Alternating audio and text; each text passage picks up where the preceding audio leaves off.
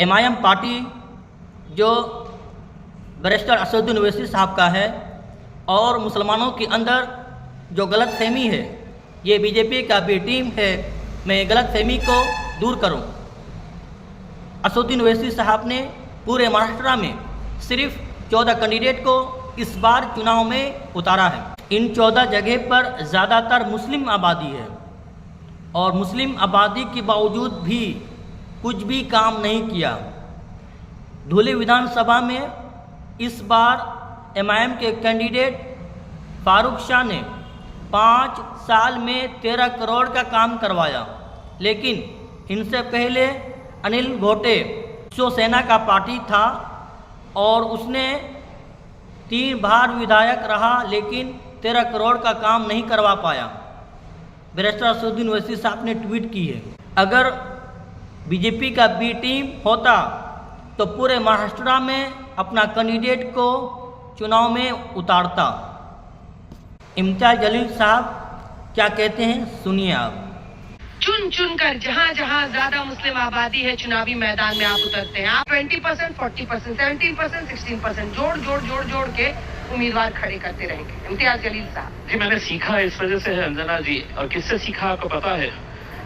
Parliament के अंदर खड़े रहकर मेरे देश के वजीर आजम पंत प्रधान नरेंद्र मोदी, जो देश के पंत प्रधान है, मेरे भी पंत प्रधान है, मेरे लिए भी आदरणीय है, वो पार्लियामेंट के अंदर खड़े रहकर उन्होंने कहा था कि मैं ओबीसी का लीडर हूं। अगर इस देश का प्रधानमंत्री ही अगर अपनी जात अगर दिखाने लग गया तो फिर दूसरे लोगों को आप क्यों कैसे शिकायत कर सकते हैं? जी को बुरा तो नहीं लगेगा? मैं आपसे है तो मोदी जी के बारे में बात कर रहा हूँ। अगर मोदी जी ही अगर ये कह रहे हैं कि मैं ओबीसी का लीडर हूँ, तो आप फौरन है तो आप पंत प्रधान असद ओवैसी तो साहब एक MP है, 2 MP है, आप हम देश के प्रधानमंत्री, आपके प्रधानमंत्री नहीं है वो? क्या एक जाति के प्रधान है?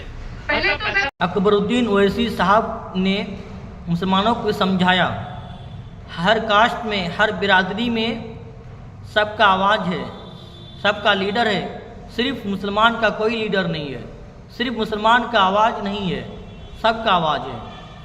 समझो मेरी इस बात को, सियासी इस शोर-ओ-गुल में तुम्हारी आवाज गुम गई है।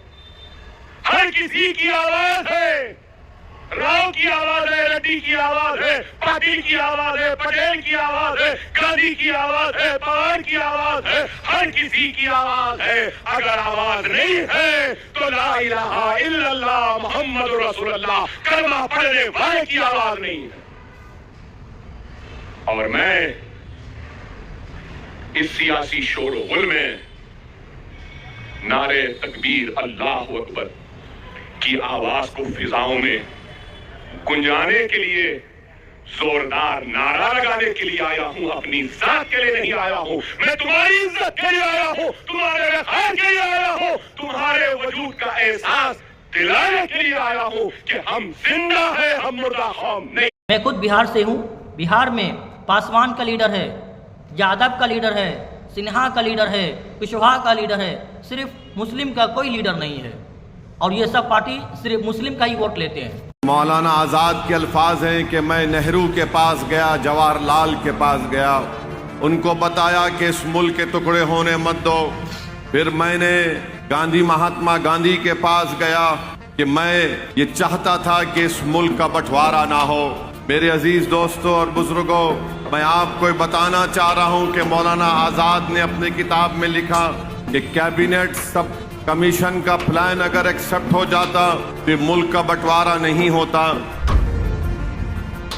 मौलाना आज़ाद को मजबूरन कहना पड़ा कि यह कॉन्स्टिट्यूंट असेंबली मेरे लिए एक दूसरी नई कैद बन चुकी है।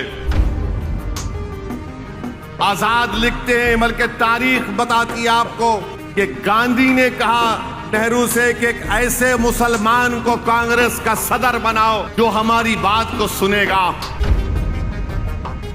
मौलाना आज़ाद पार्लियामेंट के एजुकेशन मिनिस्टर तो बन गए, 1 साल तक पार्लियामेंट को मौलाना तकरीर नहीं करने आए थे।